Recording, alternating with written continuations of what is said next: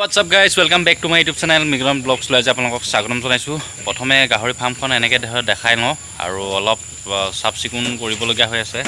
এতিয়া বৰষুণৰ বতৰ মানে হাৰিলৈ এতিয়া পাতবিলাক যোৱা নাই আৰু তাৰ পাঁচ মুহূৰ্তত মানে আমাৰ গাহৰি গঁৰালটো সাফ কৰিব পৰা নাই। কাৰেণ্টৰ অকমান প্ৰব্লেম হৈ আছে। এফালে কাৰেণ্টৰ প্ৰব্লেম হৈ থকা কাৰণেও গাহৰি গঁৰালৰ ভিতৰখিনি অলপ সাফ কৰিব পৰা নাই। হলেও গাহৰিকেইটা এৰাল দি আছো। আজি ব্লগটো অকমান বিশেষ বেলেগ ধৰণে লৈ আহিছো। ব্লগটো আপোনালোকক মই দেখাম আৰু গাহৰিকেইটা মানে যদি দানা নাখায় বা দানাৰ গৰম দিনত যদি দানা নাখায় বা দানা কমকৈ খায় কি কাৰণে এনেকুৱা হৈছে আৰু কিয় হৈছে সেইটো অকমান কথা মই আপোনালোকলৈ জনাম। আৰু মই নিজে জানিছো যিটো মই আজি এই 2 বছৰ 3 বছৰ মই গাহৰি পুহি আছো আৰু পুহি থকাৰ ফলত মই যিখিনি জানিছো সেইখিনি আপোনালোকলৈ অকমান আগবঢ়াই দিম। আৰু আপোনালোকেও মোৰ ভিডিঅ'টো যদি সহযোগ দিয়ে বা মোৰ ভিডিঅ'টো চাই যদি ভাল পায় তেতিয়াহ'লে মোৰ চেনেলটোত আহিবলগীয়া ভিডিঅ'বিলাক মই আপোনালোকলৈ আগবঢ়াই যাম। আৰু প্ৰথমে এতিয়া মই দেখাম যে মোৰ পোৱালিৰ পৰা মই আৰম্ভ কৰিম। মই পোৱালিকেইটা এৰি থৈছোঁ, হ'লেও যিকেইটা পোৱালি দেখা পাৰোঁ দেখাম আপোনালোকক।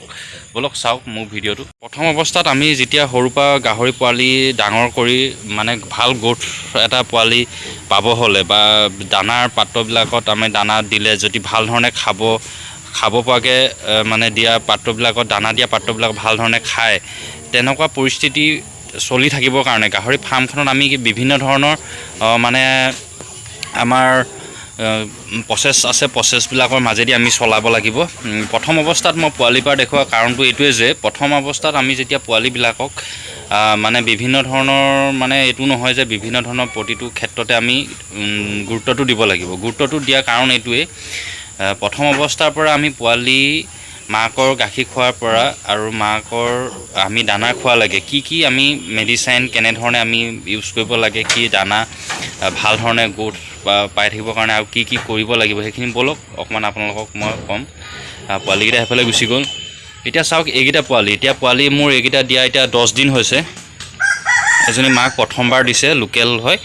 আৰু এতিয়া প্ৰথম এহেঁতৰ অৱস্থা আমি মাকে যেতিয়া পোৱালি দিয়ে, পোৱালি ওলায়, যেতিয়া গাইজনীয়ে পোৱালি দিয়াৰ 5 দিনা 2 দিনৰ পাছত আপোনাৰ প্ৰথম অৱস্থাত কাম কৰিব লাগিব। আপুনি দাঁতকেইটা কাটি দিব লাগিব। কাৰণ আমি দাঁতকেইটা কাটি দিয়া কেলৈ কৈছোঁ, মাকে গাখীৰ খাওঁতে যাতে মাকৰ গাখীৰ মানে খাই থকা অৱস্থাত কামুৰি দিলে যাতে মাকে দুখ নাপাওক, সেইকাৰণে দাঁতকেইটা সদায় কাটি দিওঁ আমি। আৰু কাটি দিওঁ নহয়, এইটো মোৰ ফালৰ পৰা মই কাটি দিওঁ আৰু ফাৰ্মৰ যোগেদি মানে এনেকৈ মই আপোনালোকক অলপমান আগবঢ়াই দিছোঁ। আৰু পোৱালি যেতিয়া সেই মুহূৰ্তত আপোনাৰ কি হয়, দাঁতকেইটা যেতিয়া গাখীৰ খোৱাৰ সময়ত ডাঙৰ লাগেও মানে সিহঁতি কামুৰা কামুৰি নকৰে। কামুৰা কামুৰি লগাত সিহঁতি গাখীৰ খোৱাত যেতিয়া কামুৰা কামুৰি কৰে তেতিয়া মাকৰ অকণমান দুখ পায়। আৰু সেই মুহূৰ্তত সেইকাৰণে দাঁতকেইটা কামুৰি দিওঁ, কাটি দিয়া হয়। কাটি দিয়াৰ ফলত মাকে ভাল ধৰণে গাখীৰ দিয়ে। আৰু তাৰ 5 মুহূৰ্তত এইটোৱে যে আপোনাৰ 14 দিনত আপুনি বা আপোনাৰ 7 দিনত আৰু 8 দিনত, সেই 2 দিনত আপুনি আইৰণ আৰু বি কমপ্লেক্স দুটা ইনজেকশ্যন থাকে, মানে হেৰি হয় পোৱালি গ্ৰোথকেইটা। আৰু আপুনি সেইকেইটা নিদিলেও বা 7 দিনত বা 8 দিনত আপোনাৰ সেই বি কমপ্লেক্স আৰু আইৰণ আৰু বি কমপ্লেক্স সেই বেজীকেইটা নিদিলেও আপুনি 2টামান কাম কৰিব পাৰে। পোৱালি মাকজনী আপুনি যদি গঁৰালৰ ভিতৰত নথৈ বাহিৰৰ আপোনাৰ এনেধৰণে যদি অকণমান বাহিৰা পৰিৱেশত অকণমান যদি চৰিবলৈ দিয়ে, তেতিয়া যিটো সেউজীয়া শাক পাচলি আইৰণৰ প্ৰটিনটো মানে বি কমপ্লেক্সৰ যিবিলাক আমাৰ গ্ৰোথ মাটিৰ আইৰণ তাপমাত্ৰা সেইবিলাক গৰম আৰু মাটি খান্দি থাকে, তাৰ ফলত সেইটো আপোনাৰ কি হয়, তেতিয়া সেই ইনজেকশ্যনকেইটা নিদিলেও হয়। যদি আপুনি বন্দিত নাৰাখি যদি আপুনি চৰিবলৈ দিয়ে অকণমান পোৱালিকেইটা বা হেৰি কৰিবলৈ, তেতিয়া নিদিলেও হয় বাৰু। হ'লেও মানে এনেই যদি ভালকৈ অকণমান ৰাখোঁ বুলি ভাবে, মনে খুচি আপুনি যদি দিওঁ বুলি ভাবে দিব পাৰে। আৰু তাৰ আকৌ 14 দিনত আকৌ আপুনি নতুনভাৱে আইৰণ আৰু বি কমপ্লেক্স মাৰিব পাৰে। তাৰ পাছত আপোনাৰ সেই চেপ্টাৰটো আপোনাৰ ক্লিয়াৰ হ'ল। তেতিয়া মাকৰ গাখীৰ খাই আছে 14 দিনলৈকে। আপোনাৰ যেতিয়া 21 দিনত ভৰি দিব পোৱালিকেইটা, 21 দিনত ভৰি দিয়াৰ পাছত আপোনাৰ প্ৰথম অৱস্থাৰ পৰা আপুনি আৰম্ভ কৰিব লাগিব আপোনাৰ পেলু দৰৱ আৰু লিভাৰ। পোৱালিৰ কাৰণে আপোনাৰ পেলু দৰৱ আৰু লিভাৰ মানে ভাগকৈ থাকে। আৰু সেইকেইটা হ'ল আপোনাৰ প্ৰথম পেলু দৰৱটো আপুনি খুৱাব, তাৰ পাছদিনাখনি আপুনি দিব লাগিব লিভাৰটো আপুনি কেনেধৰণে দিব লাগিব, পোৱালিবিলাক চাই পিনে গ্ৰোথটো কিমান সেই ওজনৰ আৰু অকণমান চাই দিব লাগিব। আৰু পোৱালিকেইটা সেইটো 21 দিনত আপুনি লিভাৰ পেলুটো আৰু তাৰ পাছদিনাখনি আপুনি লিভাৰটো এলবমাৰ লিভাৰ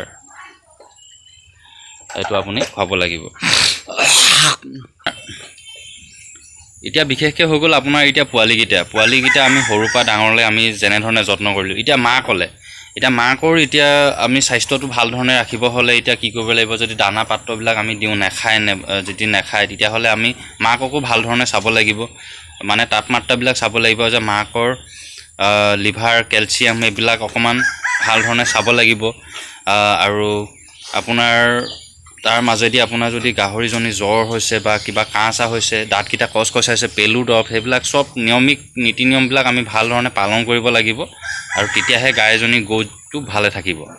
আৰু মাকৰ গাখীৰ খাই থাকিলে গাইজনীৰ গ্ৰ'থটো যথেষ্ট কমে। আৰু মাকক বাহিৰত অকণমান মানে অকণমান এৰাল চেৰাল দি তাকো অকণমান সেউজীয়া শাক পাচলি, সেউজীয়া বনটো খাই থাকিলে যথেষ্ট এটা আইৰণ পায় বা প্ৰ'টিন হেৰি হয়, যিটো পৰিৱেশৰ লগত খাপ খাই থাকে জীৱ জন্তুবিলাক। তেনেধৰণে অকণমান ৰাখিবও লাগিব, অকল গঁৰালৰ ভিতৰত থ'লেই নহ'ব। আৰু সেইকাৰণে অকণমান এনেধৰণে মই আজি ভিডিঅ'টো আপোনালোকলৈ অকণমান আগবঢ়াই দিছোঁ। যিকণ পাৰিছোঁ, যিকণ জানিছোঁ সেইকণ তেনেধৰণে আপোনালোকলৈ আগবঢ়াই দিয়া হৈছে ভিডিঅ'টো। আৰু এনেধৰণে এতিয়া মই তাইক এৰাল দি থৈছিলোঁ, তাই খুটি পৰা ছিঙি আহিলে।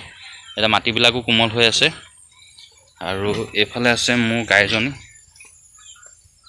এইফালে গাইজনী আছেই, এডোখৰত গাইজনী থৈছোঁ, পোৱালিটোৰ ওচৰতে আছে।